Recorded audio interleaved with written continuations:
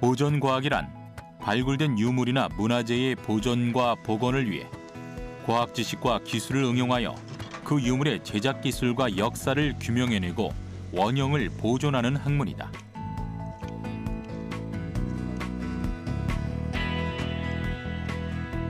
문화재의 보존과 수리 복원 방법을 연구하는 분야라고 할 수 있다.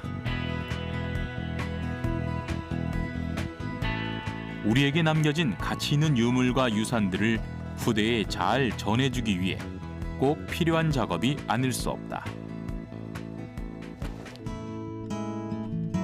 보존을 위한 방법은 문화재가 금속인지 석조인지 목재인지 직물인지 지류인지 등에 따라 달라진다.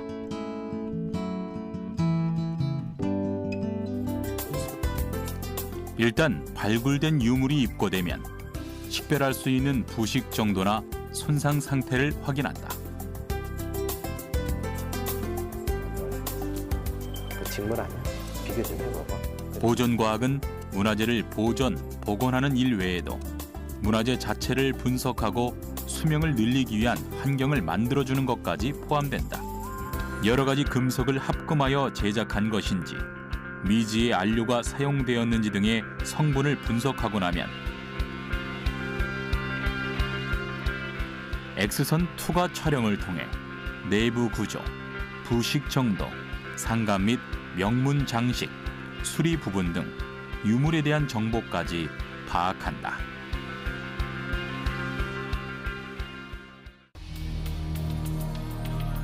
지난해 발견되었던 미라의 경우 뼈, 머리카락, 치아의 일부를 통해 DNA를 분석하기도 했다.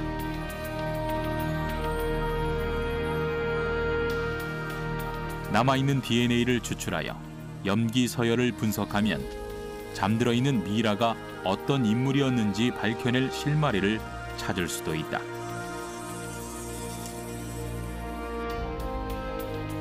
또한 그가 살았던 시대의 생활 문화를 추측할 수도 있다.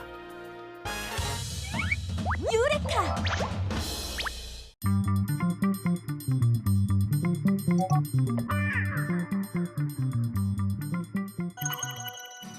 건조한 겨울 습도를 잡으려는 사람들.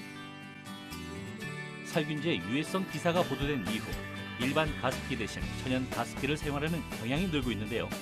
하지만 올바른 천연 가습에 대한 정보 또한 부족한 게 사실입니다. 여기가 아이방이거든요. 아니, 아이방에 보이는 건 가득 쌓인 학용품과 책뿐인데요. 그런데 천연 가습기가 어디에 있나요? 네, 여기 있어요. 예? 달랑 휴지만 물에 적셔놓은 건데요. 이게 가습기 효과를 낼 수 있을까요? 네, 저희 아이가 심하진 않은데 약간 비염이 있어요. 그래서 가습기가 없으면 막 코가 막혀가지고 밤에 잠을 자기가 힘든데 써보니까 효과가 확실히 있는 것 같아요. 코막힘도 덜하고. 아하, 만드는 방법은 쉽습니다. 팔팔 끓인 물을 접시에 담은 후 젓가락을 올리고 그 위에 휴지를 걸쳐주면 완성인데요. 휴지 가습기 정말 효과가 있을까요?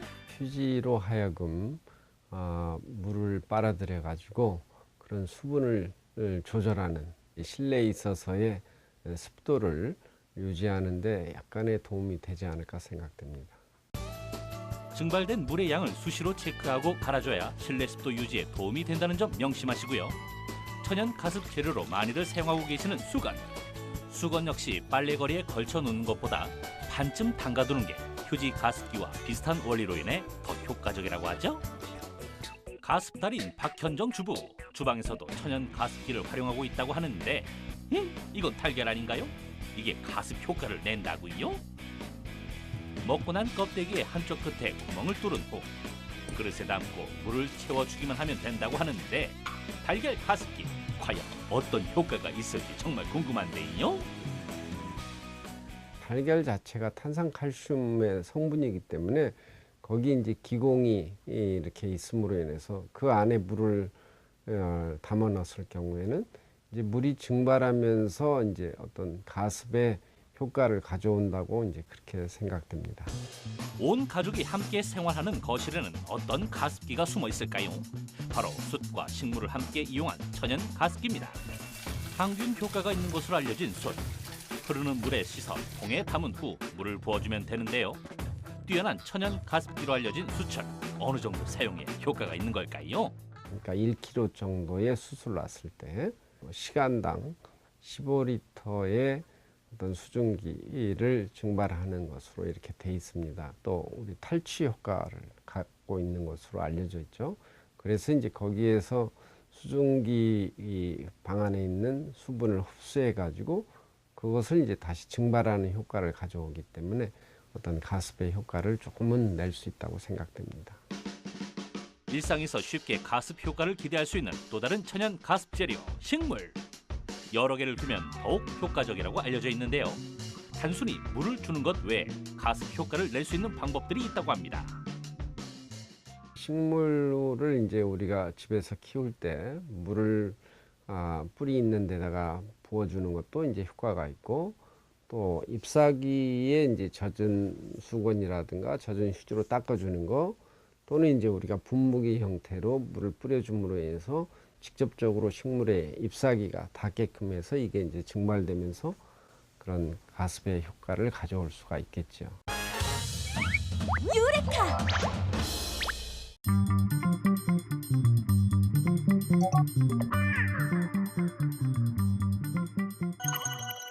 키를 더 키울 수만 있다면 뭐든 할 수 있다는 우리의 유캐 씨. 드디어 그 방법을 찾았군요. 하루 10분 팔굽혀펴기 운동으로 키를 키우고 있다는 고수 발견. 북분 기대를 안고 영상 속 주인공을 찾았는데요. 비법 전수전. 유캐 씨의 키는 182.2cm. 과연 팔굽혀펴기만으로 키가 커질 수 있을까요? 운동의 기본은 올바른 자세. 양손은 어깨 넓이보다 넓게. 손가락은 바깥쪽을 향하게 하고요. 두 다리는 골반 넓이로 벌려주세요. 턱을 살짝 당긴 상태에서 척추를 곧게 펴줍니다. 운동은 자세만큼 호흡도 중요하죠? 숨을 들이마시면서 가슴이 바닥에 닿을 때까지 내렸다가 숨을 참은 상태로 올라와서 마지막에 후 하고 내쉬는 거예요. 키를 키우겠다는 일념으로 모든 에너지를 쏟는 우리의 유캐 씨. 이러다 키다리 아저씨 되는 거 아니에요? 과연 유캐 씨는 키가 커졌을까요? 정말 너무 궁금하다. 결과는 182.6cm. 팔굽혀펴기 전보다 0.4cm가 커졌는데요. 어떻게 이런 현상이 나타나는 거죠? 푸시업을 통해서 신장이 커진다는, 키가 커진다는 과학적 근거는 없습니다. 그럼에도 불구하고 가능성이 있을 것 같아요. 푸시업 동작을 하게 되면 복부 근육이 수축하고 그 다음에 가슴 근육이 수축을 합니다. 그래서 허리라든지 가슴이 펴지게 되는 이런 현상을 통해서 평소에 숨어있던 키가 조금 나타나지 않나라는 생각이 듭니다. 이러한 원리로 숨은 키를 찾는 또 다른 방법. 두루마리 화장지를 발과 무릎 사이에 각각 끼우고 앉았다 일어났다 5분간 실시. 화장지를 끼우고 앉았다 일어났다 반복하는 것만으로도 키가 커지는 효과를 체험할 수 있다고 하네요. 유레카!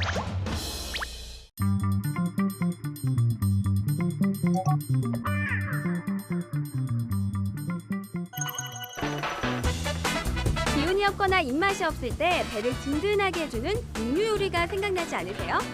아마 전 세계에서 고기 굽는 실력만큼은 한국인이 최고가 아닐까 생각이 드는데요. 고기를 먹고 난 뒤 그 많은 양의 기름을 다시 사용할 수는 없는 걸까요? 바이오에탄올과 함께 가장 널리 사용되는 무공해 연료 바이오디젤은 기름이나 식용유 등의 식물성 기름을 특수공정으로 가공한 디젤 기관의 연료입니다. 프랑스와 독일, 미국을 중심으로 연간 6천만 톤이 생산되고 있는 바이오디젤. 세계 바이오디젤 시장의 규모와 중요성은 날로 확대되고 있죠. 뿐만 아니라 우리나라에서는 삼겹살이나 오리 기름 등의 폐유를 이용해 만든 바이오 디젤이 주목받고 있는데요. 정부는 현재 시중에 판매하는 경유에 의무적으로 2% 이상의 바이오 디젤을 혼합하도록 지시했는데요. 앞으로 바이오 디젤은 경유 첨가제로 쓰일 뿐만 아니라 차량 연료로도 활용될 수 있습니다. 일반적인 바이오 디젤은 식용유와 메탄올을 이용해 만들 수 있는데요. 알칼리 촉매를 통해 식용유의 트리글리세라이드 성분이 분해되고 이후 글리세린이 생성돼 가라앉게 되는데요. 이 중 위로 뜨게 되는 액체가 바로 바이오 디젤입니다. 바이오 디젤은 일반적인 식물성 기름과 메탄올을 섞어 비교적 쉽게 만들 수 있는데요. 연료를 특수하게 처리하거나 엔진을 고칠 필요 없이 모든 디젤 엔진에서 사용할 수 있습니다. 일반 식용유가 아닌 먹고 버려지는 삼겹살 기름. 이 동물성 기름이 바이오 디젤 연료가 될 수 있는 비밀은 바로 세라믹 고체 촉매입니다. 일반적인 알칼리 촉매 대신 사용되는 세라믹 고체 촉매는 도자기를 만들 때 사용되는 흑성분이 포함되어 표면에 많은 구멍과 함께 단단한 성질을 가지고 있죠. 원료에 상관없이 안정된 분해 작용을 도와주는 세라믹 고체 촉매. 이 촉매 기술을 이용해 폐식용유 1만 톤을 바이오 디젤로 만들 경우 연간 2만 톤의 이산화탄소를 줄이고 4억 5천만 원의 하수 처리 비용을 절감할 수 있습니다. 사탕수수, 옥수수, 콩 등의 먹을거리를 원료로 경제성 있는 에너지를 생산하는 바이오 디젤 연료. 원료를 대량 생산해 무한한 에너지를 생성할 수 있고 폐유와 동물성 기름으로도 연료를 만들 수 있으니 바이오 디젤의 활용 기술은 더 다양하게 진행될 수 있겠죠.